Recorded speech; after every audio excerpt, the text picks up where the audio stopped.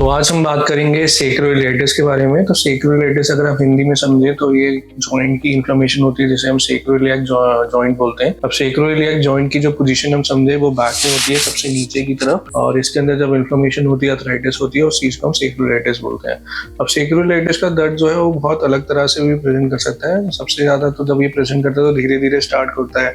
आपके gluteal region के अंदर पेन होता है जो सुबह उठ के ज्यादा होता है, अकड़न ज्यादा होती है, रात को करवट लेने में मुश्किल होती है, एक्सरसाइज से पेन ठीक होता है, रेस्ट से जो है पेन बढ़ने लग जाता है, और जब आप नहाते हैं गर्म पानी से या पेन किलर्स खाते हैं तो बहुत आराम आता है। सेक्रोइलेटिस का जो पेन होता है वो खत्म होने लग जाता है। लेकिन सेक्रोइलेटिस एक ऐसी बीमारी है जो काफी बीमारियों के अंदर ये वाली जॉइंट की जो इन्वॉल्वमेंट है वो काफी बीमारियों के अंदर देखी जाती है।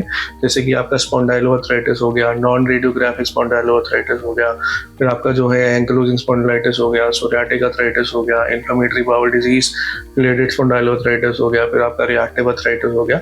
और कई बार इन्फेक्शंस में भी सेक्रोइलेटिस होते हैं। खासकर जो इन्फेक्शंस होते हैं जो सेक्रोइलेटिस करा सकते हैं वो होते हैं ट्यूबरकुलोसिस और ब्रूसेलोसिस।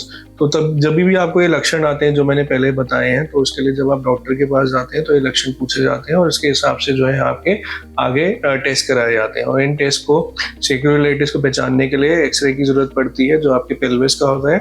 कई बार हमको एमआरआई की नीड होती है और कई बार हमको ईएसआर सीआरपी करा के देखना पड़ता है। और सेक्रोइलेटिस लंबा चलेगा या नहीं चलेगा और वो जॉइंट को डैमेज करेगा, वो एक पार्ट होता है जैसे कि HLA-B27। जिस पेशेंट का HLA-B27 जीन पॉजिटिव होता है तो उसके अंदर जो है जॉइंट डैमेज हो सकता है, आपको जो है सेक्रोइलेटिस आगे प्रोग्रेस कर सकता है। आपका जो सेक्रोइलियाक जॉइंट है वो फ्यूज हो सकता है। फ्यूज का मतलब वो जुड़ जाता है। फ्यूज होने की वजह से आपकी जो मोबिलिटी है स्पाइन की वो कम हो जाती है, आपका जो है झुकाव आगे की तरफ आने लग जाता है। तो ये सारे जो बातें होती हैं सेक्रोइलेटिस के लिए हैं।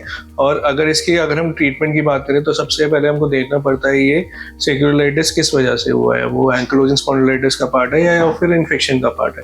अगर वो एंकिलोजिंग स्पॉन्डिलाइटिस का पार्ट है तो हमें जो है ट्रीटमेंट देनी पड़ती है, जैसे कि आपको सल्फासालाजीन हो गया, पेन किलर्स हो गया, फिर आपके बायोलॉजिकल्स हो गए, फिर स्मॉल मॉलिक्यूल्स हो गए। तो इस तरह की ट्रीटमेंट दी जाती है। अगर वो इन्फेक्शन की वजह से, जैसे टीबी की वजह से हो गया, ट्यूबरकुलोसिस की वजह से हो गया, ब्रूसेलोसिस की वजह से हो गया, तो उसके लिए जो है हमको टीबी की ट्रीटमेंट देनी पड़ती है, जिससे कि सेक्रोइलेटिस जो है वो हील होने लग जाता है।